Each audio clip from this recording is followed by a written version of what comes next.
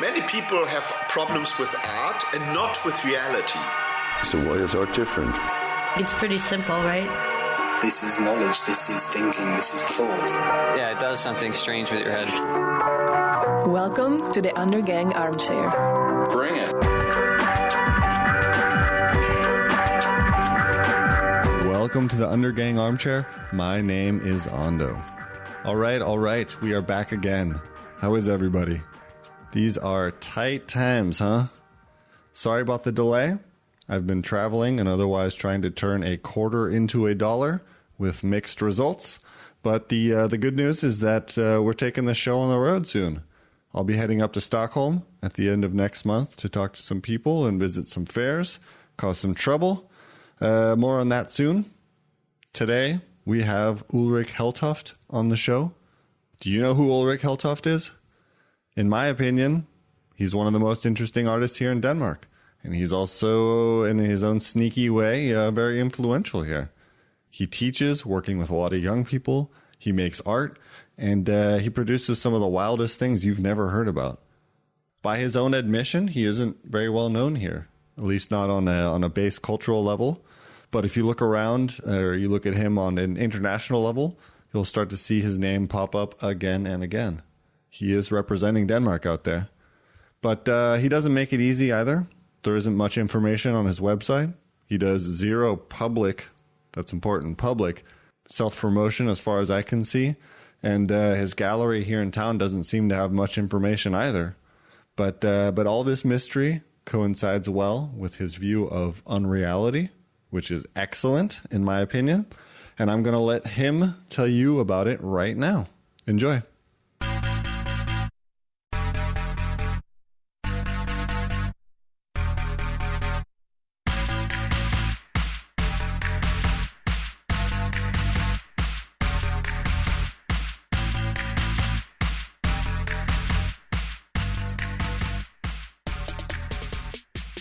Was it hard for you to study in English? In terms of writing and no. Reading and all that sort of stuff? No. It was hard to. It's hard to study, but not. It wasn't a language barrier. It was more a cultural barrier. How so? In terms of art school, how it differs between university and art academy. Right, because you started at the academy. I started at the art academy, and which is quite different. I mean, there's no classes. Right. There's a studio, and then you start. That's it. Then you have studio visits, and you can attend courses at labs, and then you can have some more studio visits. Then you can attend a lecture. And it's all optional, kind of? At the time, it was all optional. I think that in the foundation years, the two first years of the academy as it is now, it's quite different from when I was a student there. So yeah, that was so different than when I went to school. Yeah.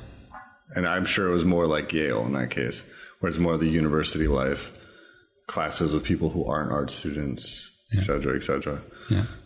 But I don't really understand the model here.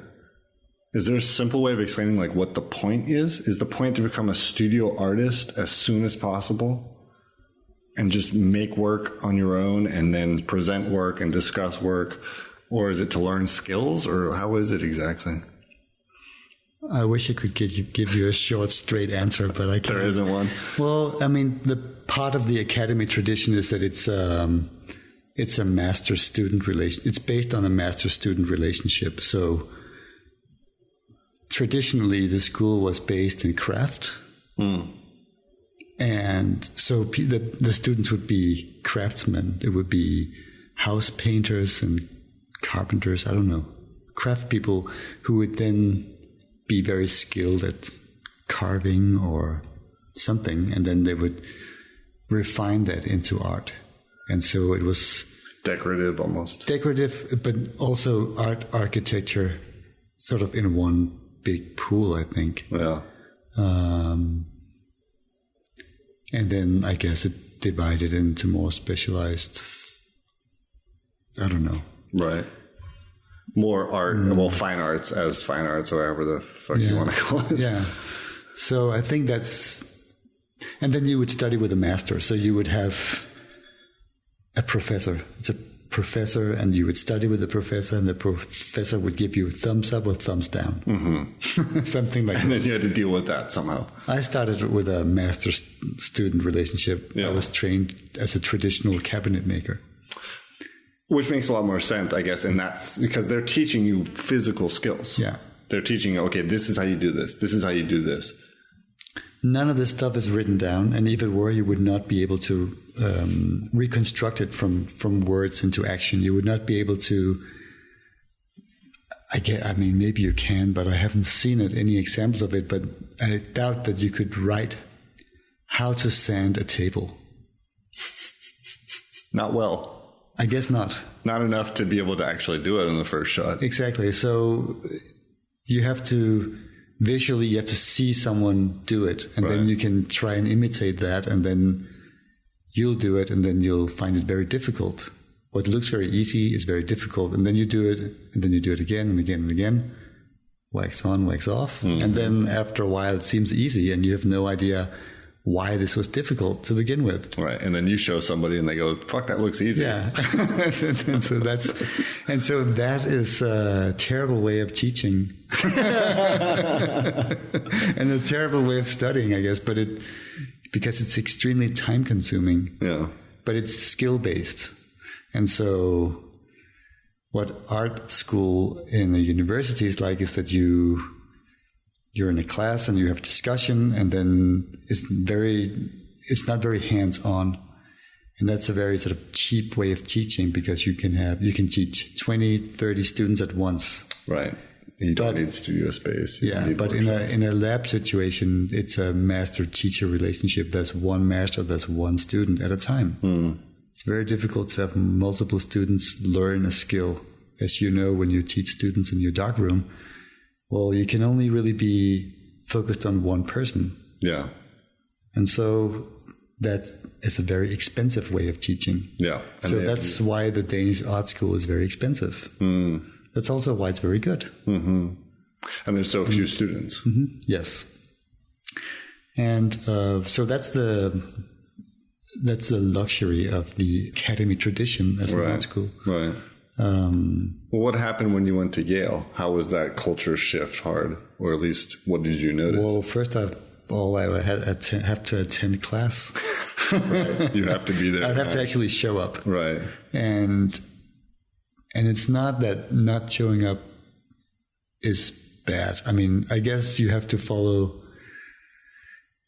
the advice of John Cage, of his 10 advices for an art student, and I don't remember any of them except for the last one, which is stick around. Yeah. Which is perhaps the best advice. That is such good advice. So you have to stick around, but you may not stick around for class. You may stick around for all that other stuff. Yeah. And so I'm sure when nobody's in the studios at the Art Academy that they're doing very important stuff somewhere else. Right. And I could see at my lab that while I'm there during the day, I'll have students come and go. But I could see it, that most of the stuff happens at night. Okay, so they are working on something. They're working, it's just not right in your face. Yeah, I mean, and that's also how I was a student. Mm. Now that I think back on, well, what was my sort of favorite learning situations? And I think my favorite learning situation was breaking into the architecture school and stealing a roll of paper and using the inkjet plotter, because I was interested in this digital to analog printing thing, and it was called inkjet. At the time, it was mostly made for architects. They would do line drawings and not photographic reproductions. So, but at the beginning, in the late 90s, these things were sort of emerging into iris printing, and it had potential. Yeah. And so that was my sort of learning experience in that field. Which was self-driven. Yeah. Because that's the argument, I guess. I don't know. I mean, I could figure when I went to art school, you could clearly see the people who did something and the people who didn't do anything. Yeah. And I think the school tried by having mandatory classes to keep people there somehow. Yeah. Right? I mean, they also had a financial incentive to keep people there. Costs a lot of money. The good thing with classes is that everybody graduates. You know? Yeah. Nobody really fails a class. If you attend a class, you make a syllabus and you have sort of a contract between teacher and student. This is what you learn and you have to do this and this and this to pass. Right. And then the student will pass, but not necessarily become a good artist. And so lots of good artists have come out of terrible art schools. Yeah. And maybe the other way too, I'm not sure, probably. I don't know if I really believe that much in art school, but I guess I believe in art and I believe in students and the enthusiasm and all that stuff. But as a structure, I don't know. Well, it has to do with the sticking around thing. Yeah. Because after you get out of school, there's no classes anymore. There's no anything that ties you to it. You have to learn to stick around on your own. Yeah. And you have to stick around by either showing up and talking to people or making something yourself and inviting people or, you know, because no one holds you on. You just kind of like get flung out to the edges and somehow you have to like claw your way into something. And that happens just by showing up. You have to show up if you want art to exist, you have to show up. Yeah. And I guess that's for me the biggest hit out of school was that now nobody's listening. Right. I mean, there's no one to has talk to listen to you. Nobody has to respond to anything. And so there's no response. You have to actually go and ask people, right? What do you think? Right. What is am I this doing? working? Is this not working? You have no idea. None. So you make a show. I remember my first show being a terrible experience, actually. The show was okay, but no response. Just crickets. Yeah, people saying, "Oh, that's great." It's like, good job. What? Yeah. Right, you have to build it yourself. You have to build some sort of something. I didn't realize that until not the day of the opening, because it was actually fun and a good party. But then, afterwards, that's just, then somebody bought a piece but there's no... Right, now what? There's no contact. So it's just like, now you put this thing out there and it's... Right. Yeah. Well, I mean, that's the thing also about every time you open your mouth in art school, 20 other people would chime in. Yeah. This or that, or don't you think it looks like so-and-so, or, isn't it problematic how, and, if someone writes about you in a journal, maybe you'll have a little bit of a discussion. Yeah. But there isn't a lot of art critique that really is discussion oriented now anyways. It's more just like passing on knowledge or, disseminating somehow. But what happened, I mean, I'm kind of curious why you went to Yale, because that's a pretty untraditional choice. Danish students tend to go to Glasgow. They go to St. Martin's. They go to maybe Germany. That's about it, right? Yeah. I was hooked on the art that I saw coming out of Yale. Right. This is the Crudson era, right? I wasn't interested in photography at all. Not at all. Were you painting? What were you doing? I started painting and then that didn't work. So I started doing sculptures and then that didn't work. And then I started talking and that worked. Talking always works. So, yeah, I mean, I didn't really have a language. I had more sort of an aesthetic interest for art when I was studying here in Copenhagen, and then, but I felt like I did not get the response that I wanted, so I would have to go where that discussion was or that interest was, and it seemed to be, and especially at the time, the most interesting art school I could find. That's fairly precedent. I mean, as an art student, I was never that advanced to think about like, this isn't working. Should I go somewhere else where it might work better? Since I've already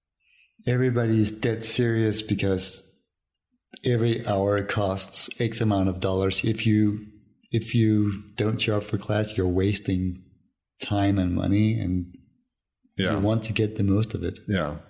And everybody's like working so hard everybody wants to make it and wants to make it back. So I guess I like that energy, at least for a while. Well, that's very American, right? The whole sink or swim. Either we're all going to fucking die or we're going to build this crazy ship, and that's, there's something to be said for that. Yeah. I mean, there's also something to be said for the fact that there was like 10,000 homeless people in San Francisco. It goes both ways, but there is some sort of like Viking energy to we have to do this. Yeah.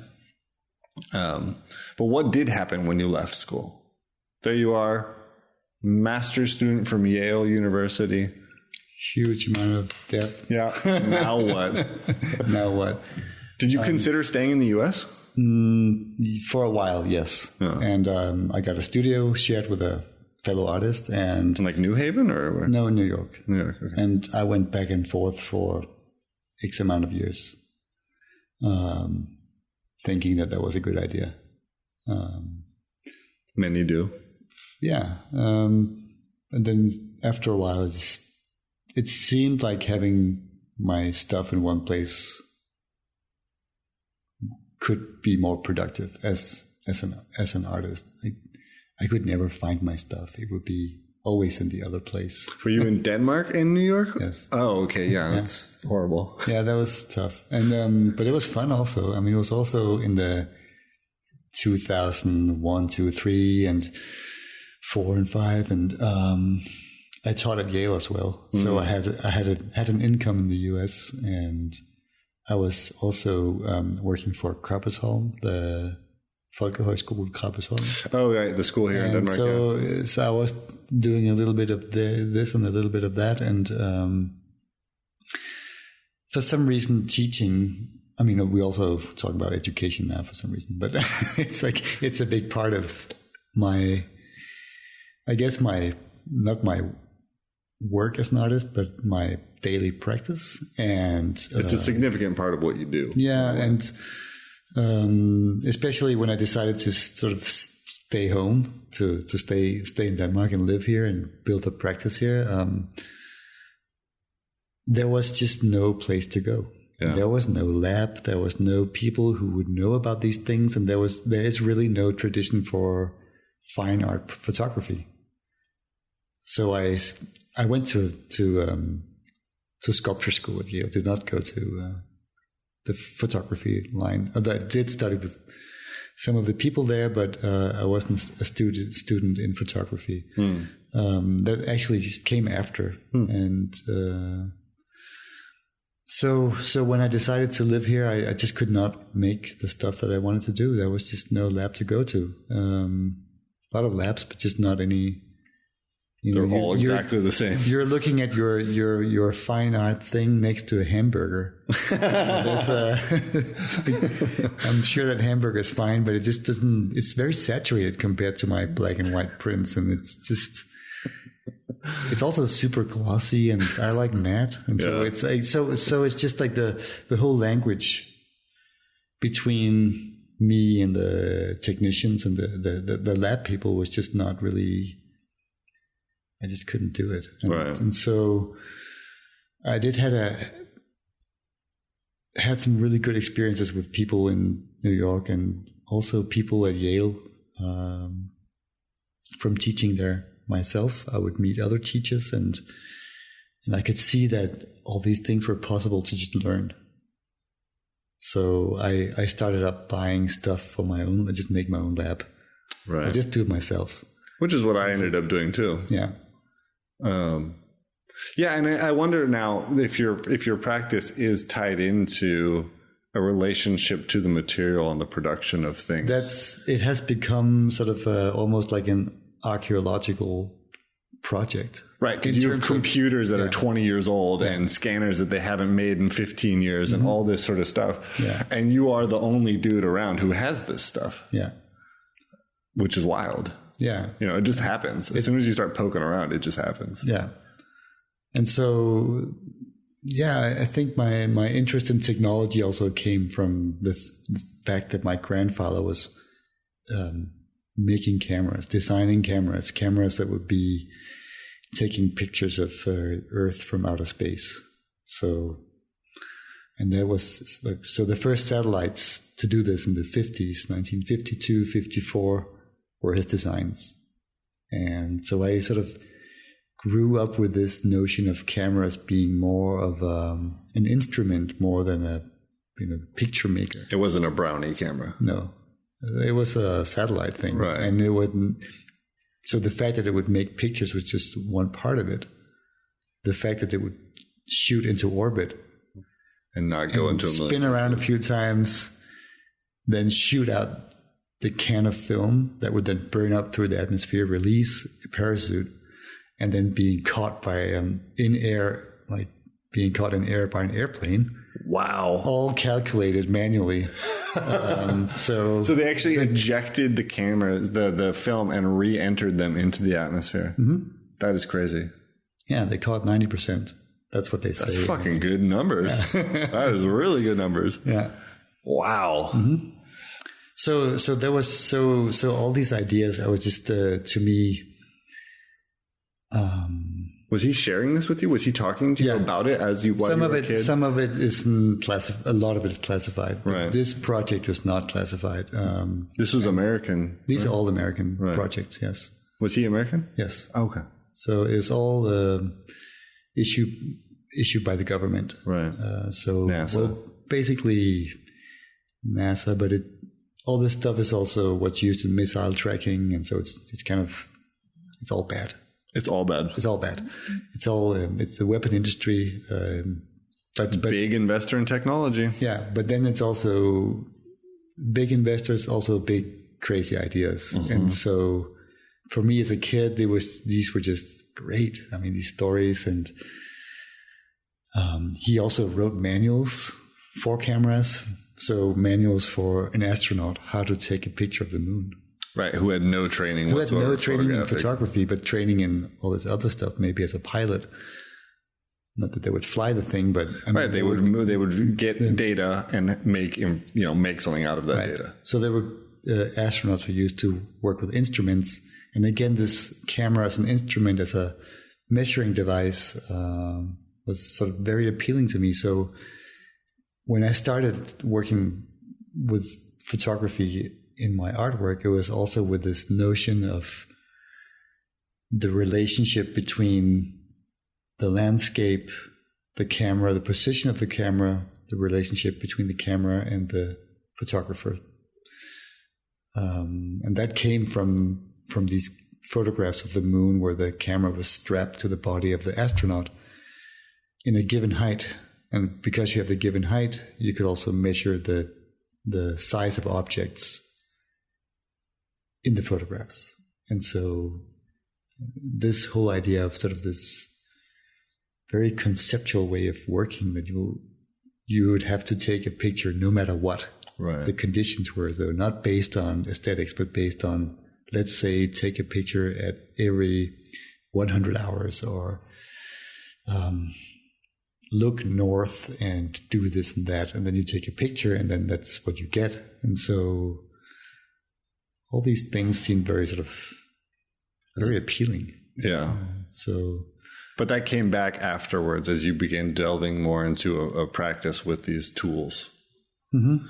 And did you think at all about representation too? Or is it mostly, because representation is the thing about photography that's often discussed. What does it mean in a post my bare ass world to talk about photography? Whatever the current discourse is, whether it's ways of seeing or, up to whatever that famous essay is called about mechanical reproduction, blah, blah, blah, blah, blah. It's often about representation, not about the actual tools and the mathematics or physics behind the tools or any of that. But then the representation, I mean, that part for me was is more based in architecture.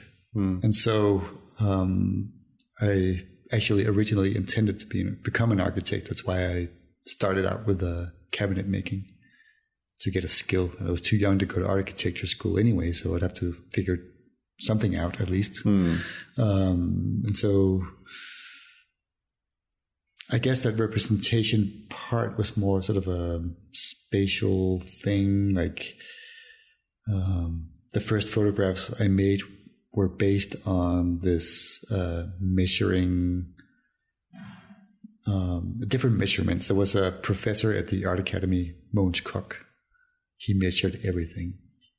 He measured the size of like kitchenware, paper stock, clothing, the distance between the leaves on a tree. Was he a photographer or was he? He's an architect. Okay. He would just measure these things, and he was a professor of measurement, and he would send his students into the world and measure the distance between the columns of this church and that church and all these things. And then he would try to make some universal standards for things, like the Deutsche Industrienorm also tried to make sense of, or make certain standards to sort of solve the problem to of quit the all world. that goddamn wasteful everything. Yeah, so I guess that's the idea of solving the world's problems with standards. I don't know. Anyway, I was fascinated by this, trying to sort of make sense of all these nonsense in a way. So I guess my interest in representation came from that, and from making furniture, and from making displays, and the actual building of something. Stuff, and making it and looking at it and see if it works. The more theoretical discussion never was sort of, it never gets me really high. I tend to be more attracted to things that actually sort of has a resistance in the making. It seems to me that a lot of my own ideas and thoughts are perfect when they're incompleted, when they're in my mental sketchbook. Oh yeah, that picture you have in your head is amazing. Yeah, so to me the resistance comes when you try to put that into the world in some form, and that could be as a sound or text or I don't know, whatever you're interested in. But it has to somehow, for me at least, has to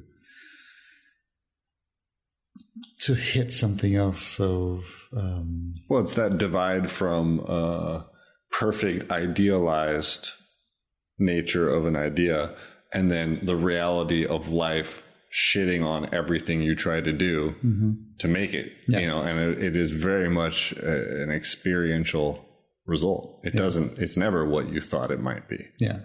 And if it is, you fucked up. You had a bad idea. Yeah. Maybe you just, or you maybe executed the bad idea in a terrible way. There are many great artworks made from bad ideas. Sure.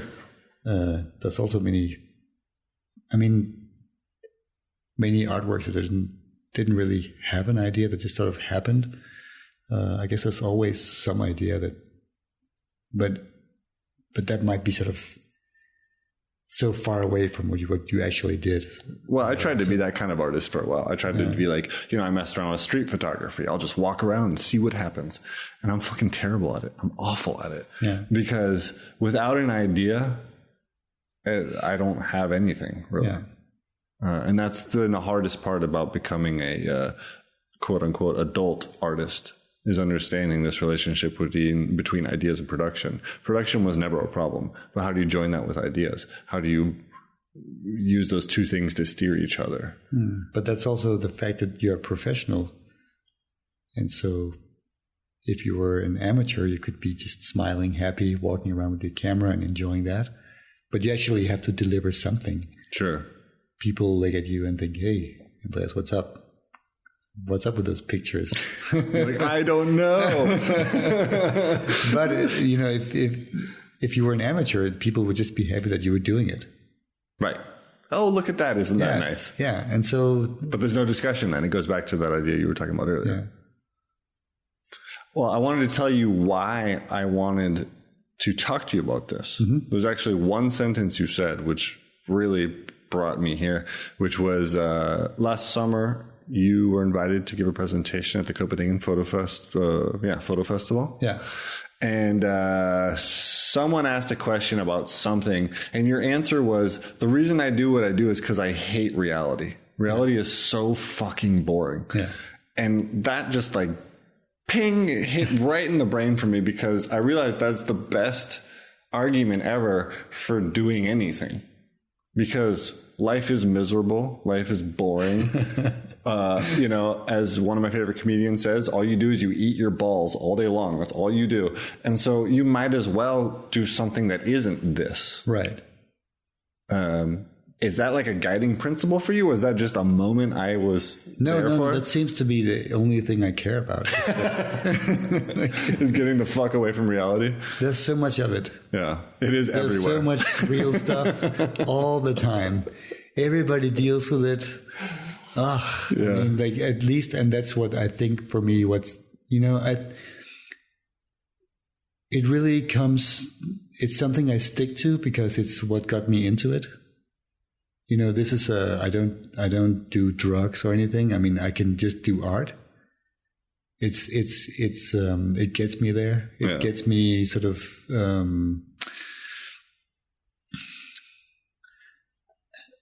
it gets me away from all that stuff that's so like in your face. Standing in line at the bank. Yeah. I mean, yeah, there's so much, like, everything has to make sense. And I think what was attractive to me with art in the first, like, when I go back and think about why did I become an artist? Why didn't I stick to architecture? It's because of that, because it could not be explained. I mean, I'm attracted to things that cannot be explained. I think there is more to the world that we don't know than there is that we know. We know very little. But everyone's pretending we know everything. Everybody's pretending that this makes sense. Do this, do that, because it's sensible. And that seems to me extremely unattractive. And so, and art is someone innocent. I mean, you can get away with a lot of things and it still doesn't really hurt anyone. And it's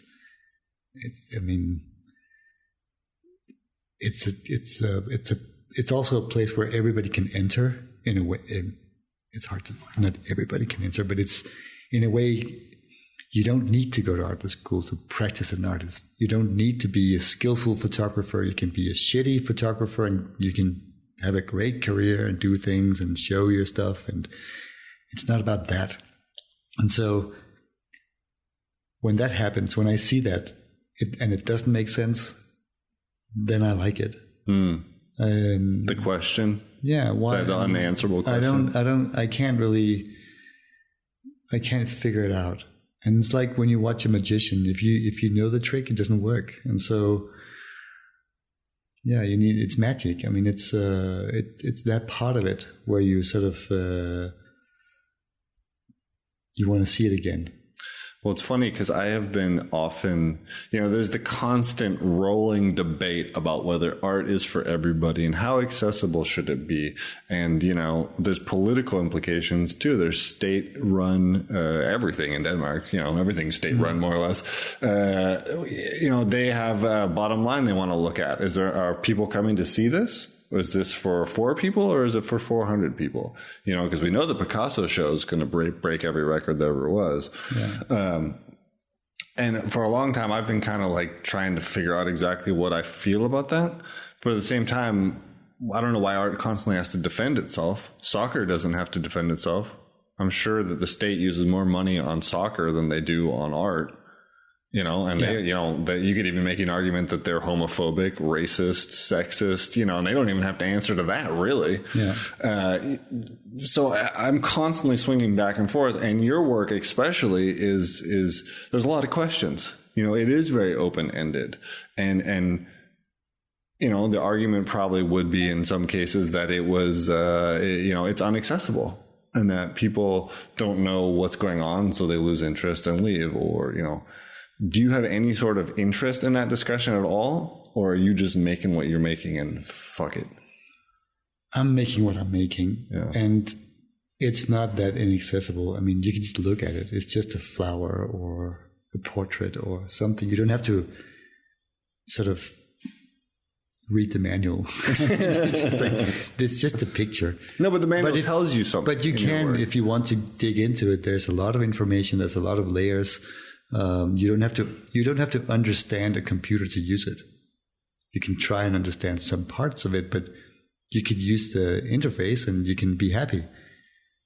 But you may also want to go a little bit deeper and just understand some parts of it, why it works, how it's connected, and you can be critical about it. And so much of the information that we get is sort of embedded in the media and in the format. And that's sort of the part that I'm investigating, sort of apart from what's on that surface. So there's a portrait of someone, there's a flower, but then there's also all that other stuff. What are these image making machines doing, and how does that relate to storytelling, and what are these materials? All this stuff. And but you don't have to get into it. You can just look at it and you can leave. It's okay. And I think maybe only 500, 1,500 people come and see this show or that show, but then that artwork is going to live for the next 500 years. And well, if 500-600 people come, well, once a year for the next 500 years, it's okay. You're doing a lot better than a soccer game. Yeah, I mean, it's like, it has a long lifespan. And so work that's been made 10 years ago is still, valid. Right. You don't really do like a rerun of a soccer game, I guess. Very few. At least. I don't know anything about soccer, but I doubt it. Right. It's about another immediacy. So, right. Well, that's more about being like, we're here together. Yeah. And art doesn't necessarily have that. It doesn't have the this is our team, this is what we do. I think it's, for me, what I do is I know that it's highly specialized and it's not really sort of, I think it's fun to watch, but I know that it's not like that popular. Art isn't that popular. I mean, you could just tell by the numbers that there are 160 art students at the Academy in Copenhagen. I mean, that's divided by 6 years. So, I mean, it's not a huge thing. There are 1,000 students at the architecture school, just as an example. It's a much bigger field.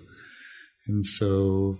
out of those 160, there's only a handful which actually go on to work in the arts. And that's not to say that they can't be artists on their own accord. They can make art every day for the rest of their lives, and that's perfectly valid.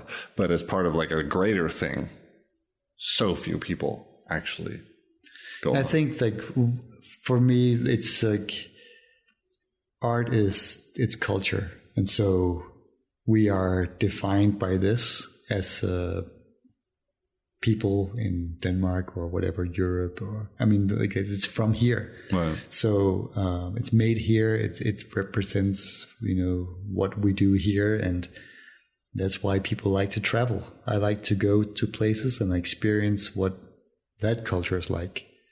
And so for me, sort of, I like more and more being a Danish artist, making work in Denmark. It's made in Denmark. Right. It's made here. It's not a nationalistic idea, but you think about food, new Nordic kitchen, like what is that? Well, it's stuff that's made with a local products because they grow here. It makes sense to make these things here because that's where they grow. And that's so interesting that people travel to Denmark to experience this. And there's something to that I find interesting, that it's not like this homogenic thing. You would have to go to Italy to eat this. It's a tomato. You can get a tomato here, but it doesn't taste the same. You actually have to go there and it tastes better. Bullshit tomatoes. So, I mean, that's things that I enjoy, at least. So it's not part of a discussion necessarily. It's more like a time and a place, or even like cultural output. One of the things I very much enjoyed about being here is that there's a lot less people yelling all the time. If you just talk about that in terms of like, let's just say the art world's a train with a bunch of people on it and we're all in each other's face, there's a lot quieter here. It's the quiet cabin on the train. And that gives you a certain amount of space. And, you know, it can also be boring. You know, it's something we talk about a lot. Nothing happens here, blah, blah, blah. But I'm able to function better when it's quieter as opposed to like New York. I mean, just trying to talk to someone who has a gallery in New York is so much harder than trying to talk to someone who has a gallery here. Yeah. Because 400,000 more people try to get a hold of them every year than somebody here. Their rent is higher. Their rent is higher. They have financial issues. There's no support anywhere. Yeah. There's all of those things. But working with a gallery in New York is also tough. I mean, I work with a gallery in New York, and it's a different thing. Well, it's the thing, right? It's still the art capital of the world in a lot of ways. It's tough. Yeah. Yeah.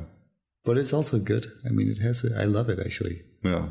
But I also love not being in there all the time. It's a great place to visit. Yeah. But I think, I mean, so for me, just going back to this thing, like, so art is like, for me, it's like this,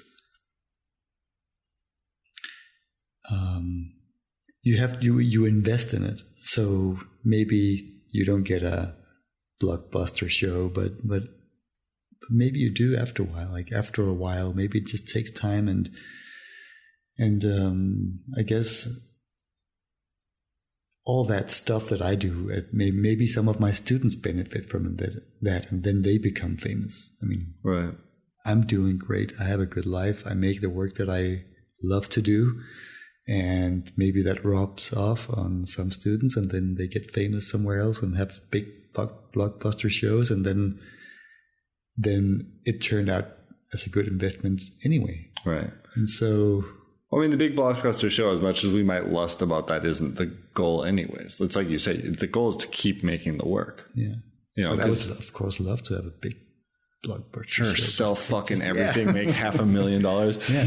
Sure, yeah. I mean, we'd all would but it's even like for me, that sort of thing, yeah, that'd be killer. But it's even just like the fantasy goes beyond that. It's more like, and then I have the freedom to make more work. Yeah.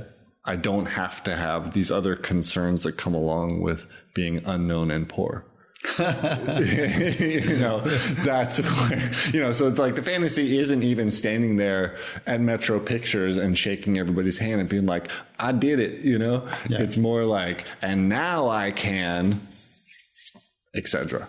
Yeah. You know, that's the freedom, theoretically. I mean, I just read the book by Eric Fischl, the painter, and according to him, it sucks ass to be that famous on that level, you know. Yeah, I wouldn't know. I would not either. But I mean, you know, the goal is to keep making the work and have as few real life reality hindrances to making the work. Yeah. If you want to make something huge, then it's nice to be able to be like, I'm just going to do it. Yeah. Just like you built a lab to make technology that wasn't available, you know, et cetera, et cetera. And we have a great system here. We have good support. I mean, it's lovely. I mean, I want to make a film, and I get support. Yeah. And I want to make a show, and there's people supporting it, and that's why it's here. And if I did not get that support, it would probably just not happen. Yeah.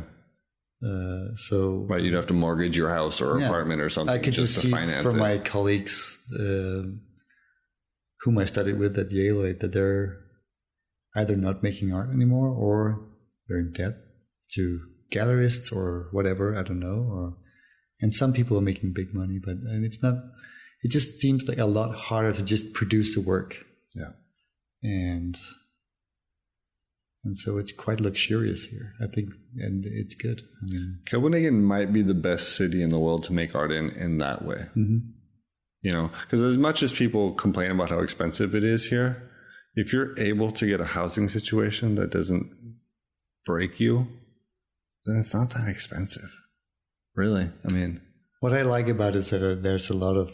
I think that there's actually quite a good community. Yeah, it's not big, but it's here. It's healthy. I mean, we share things, and and my experience I only have experience from the States, but that's just like everybody's busy, so you always have to negotiate something. And so here it's a lot more sort of a more of an exchange. People help each other. Yeah, I think so. Yeah.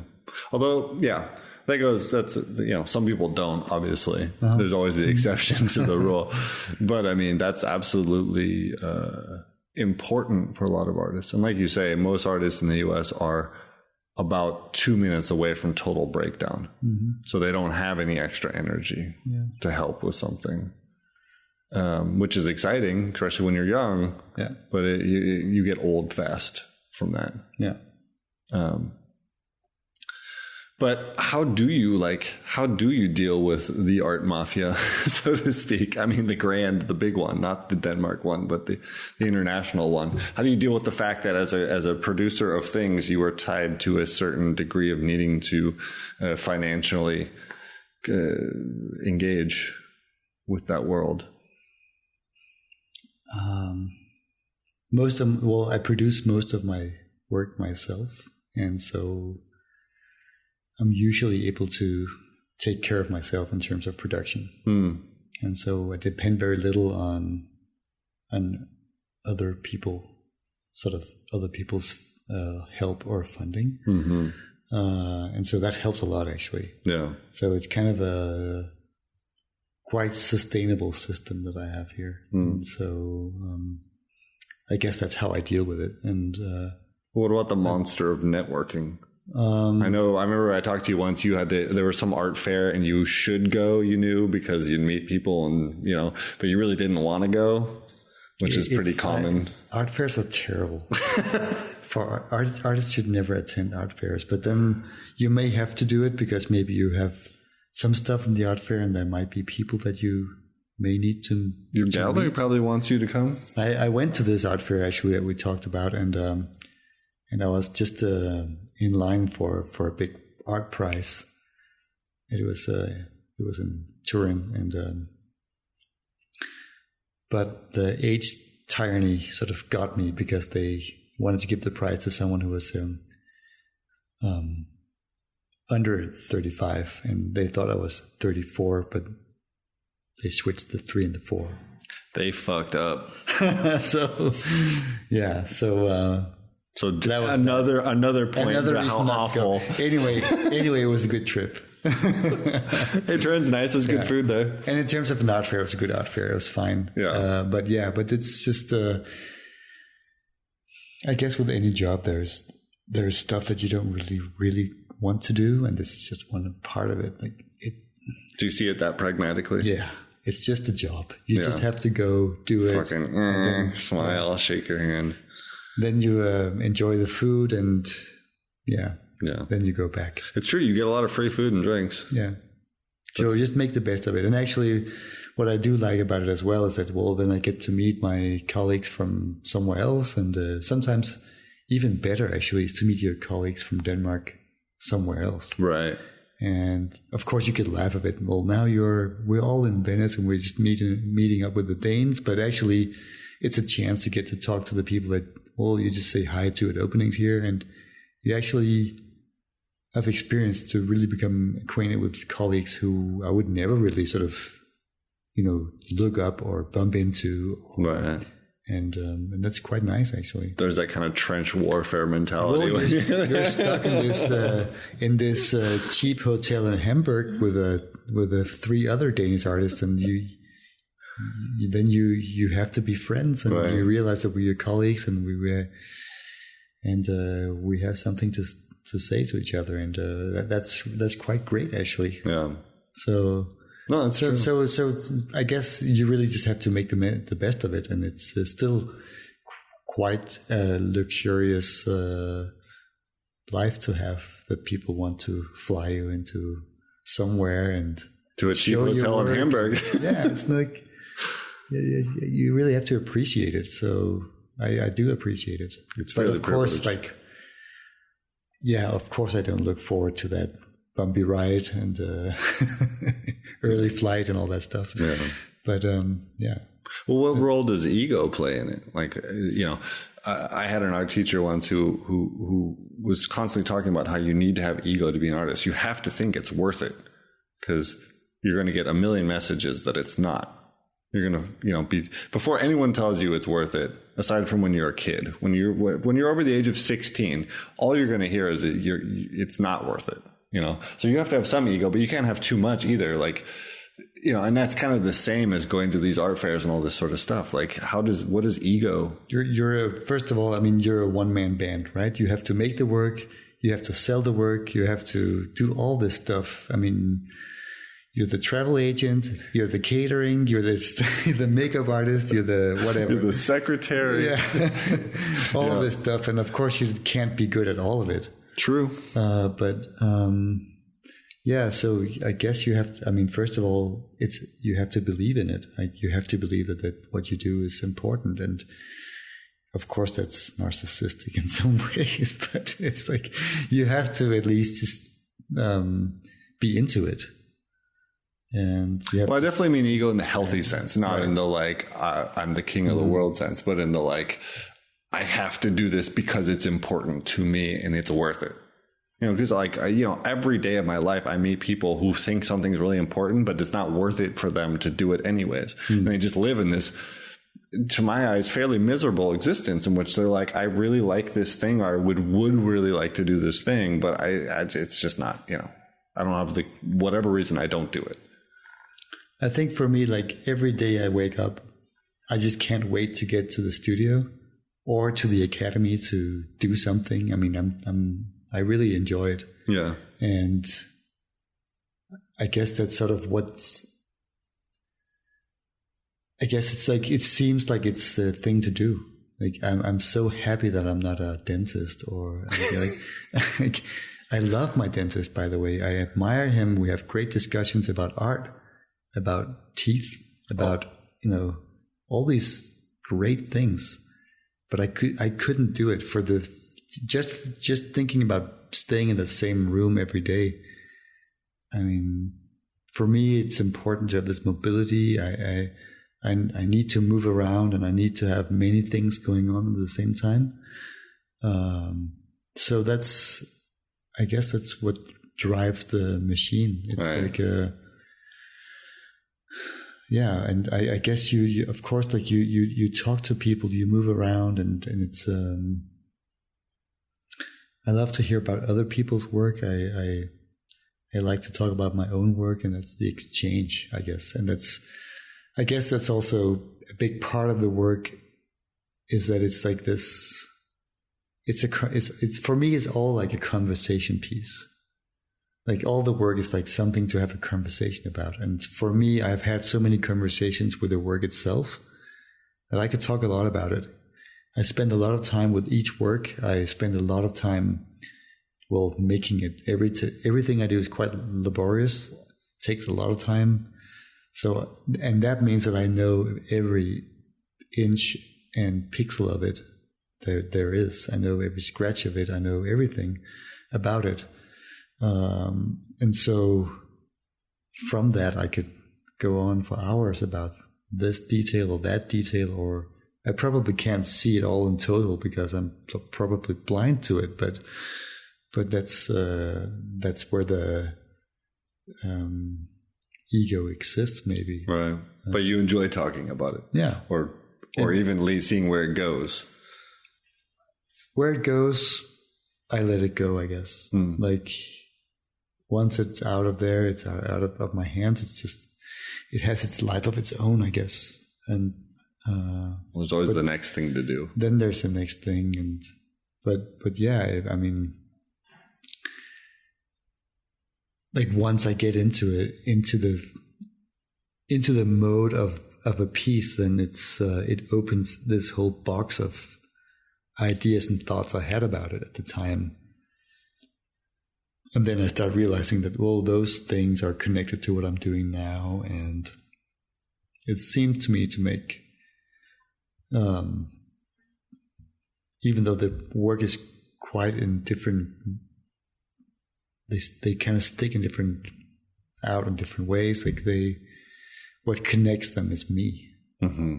And so one piece might be this super crazy slide piece that took 2 years to complete, or this whatever film that was shot in a day, but they seem to be connected by the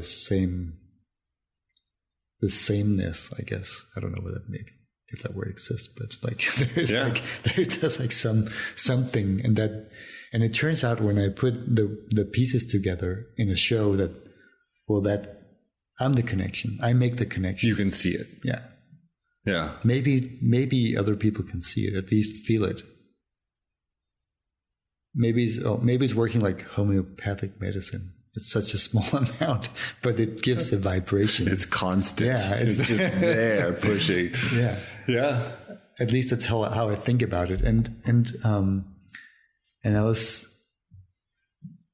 I guess, back to the art fair. I was looking at this old couple, looking at one of my works and discussing it, and I was thinking, well, maybe I got it all backwards. Like maybe I have to focus more on the elderly as an audience, because I could see that their discussion was about the work, not about who made it, about like what gallery they were standing in. All that stuff. Like they were looking at the thing, and that I was thinking, whoa, that's what I want. Like that's what I like about it. Next project for the elderly only. Well, I mean, it just seemed like I guess you have to be quite mature to enjoy it in that way. Maybe I'm wrong, but there was just a thing about this couple, maybe. Yeah. That just made me relax. It was very sort of comforting to know that, well, I guess I was also joking with my friend about like this is like the opposite of being a rock musician in a stadium with thousands of people in the crowd, and then you discover that they're all 13. It's just the total opposite. I have an audience of 2, and they're plus 75. Right. But I mean, that's a beautiful moment in what is your least favorite context for art, maybe in the world. Yeah. There they are, just looking at the fucking piece, and they don't give a shit about anything else. Yeah. I mean, I just imagined that they were equally into it as a 13-year-old screaming teenager at a Beatles concert in like 67 or whatever. This was your Beatles moment. Yeah. That's beautiful. That's great. All right. Well, I think that's actually a great place to leave it. We've done an hour. Great. Thank you so much. Oh, thank you.